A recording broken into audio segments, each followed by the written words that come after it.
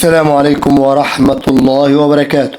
طلاب الأعزاء، طلاب الصف الثالث الثانوي، مرحبا بكم مجددا مع ملخص النحو بطريقة سهلة وميسرة. صف الثالث الثانوي، فضلا وليس أمرا الاشتراك في قناة نسر اللغة العربية ونشر الفيديو لأوسع نطاق، لأن نشر العلم فيه خير كثير.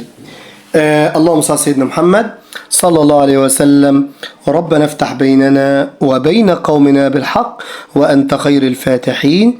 اللهم ارزقنا الحكمة وفصل الخطاب. بسم الله بسم الله بسم الله.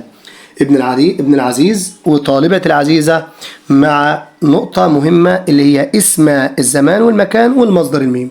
الحاجات دي يا جماعة حاجات سهلة وإن شاء الله تقفل فيها بإذن الله وتجيب الدرجة النهائية فيها، بس انت ممكن تستهتر بقى في المذاكره، تقول ان هي سهله ما تذاكرهاش، لكن وضع الامتحان بيشوفها ان هي عارف ان الطالب بيستهتر بيها فبيجيب منها نقطه واثنين وثلاثه في الامتحان. فتخلي بالك، خلي بالك ابني رعاك الله وبنتي. اسم الزمان والمكان والمصدر ميم يصاغون بصوره واحده، والذي يفرق بينهما هو سياق الجمله، ويصاغون من الثلاثي على وزن ما يلي: مفعل اذا كان الفعل معتل الاخر مثل رمى مرمى، لها ملها، شتى مشتى. وإذا كان عين مضارعة مفتوحة أو مضموعة زي صنع يصنع مصنع، هجر يهجر مهجر، طبخ يطبخ مطبخ. على وزن مفعل إذا كان الفعل معتل الأول صحيح الآخر مثل وقف موقف، وعد موعد.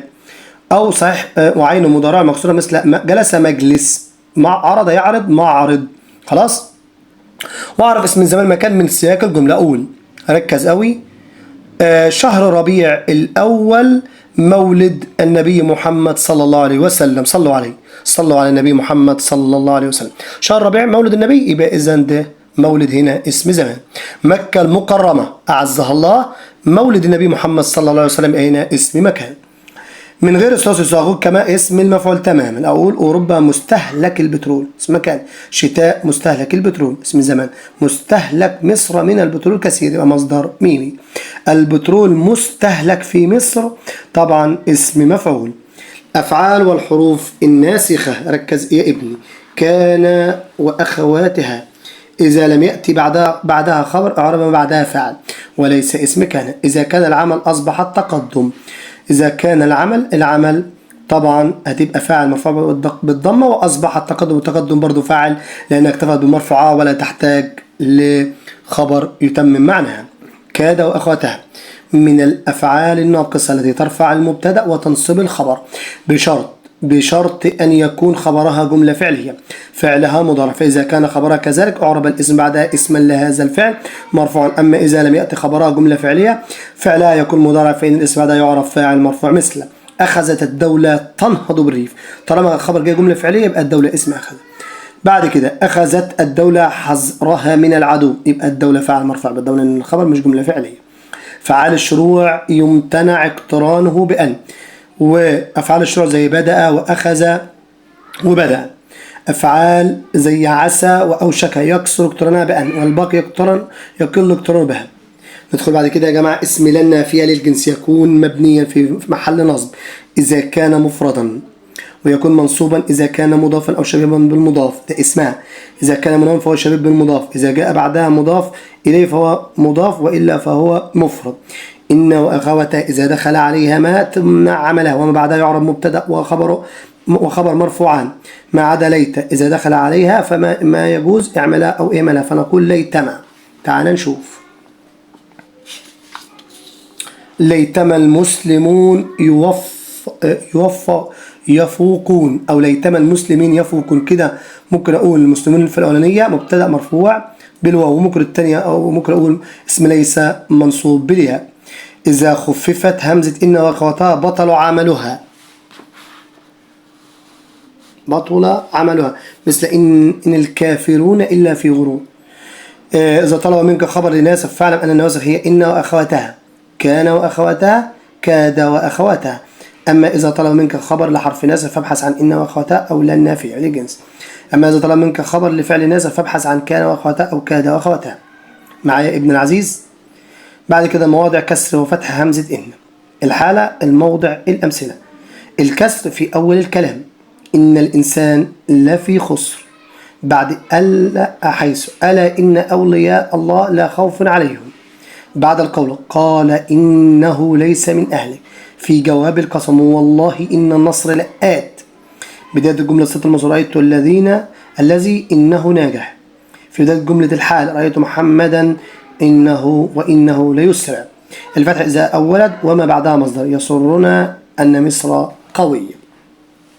بعد كده ابن العزيز كلا وكلتا إذا لم يتصل بهما ضمير إعراب الاسم المكسور أي ترفع بالضمة المقدرة وتنصب بالفتحة المقدرة وتجر بالكسرة المقدرة. حضر كلا الطالبين. كلا فعل مرفوع بالضمة المقدرة والطالبين مضاف إلى مجرور بالياء. قرأت كلتا هتبقى مفعول بمنصوب بالفتحة المقدرة. القصتين مضاف إلى مجرور بالياء. اطلعت على كلا الكتابين. كلا اسم مجرور على مجر الكسرة المقدرة.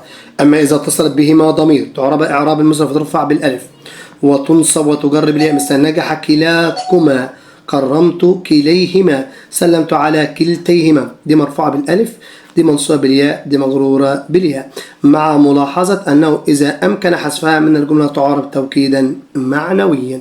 خلي بالنا من دي جدا جدا جدا. اسم المرة أو اسم الهيئة ركز جدا جدا جدا.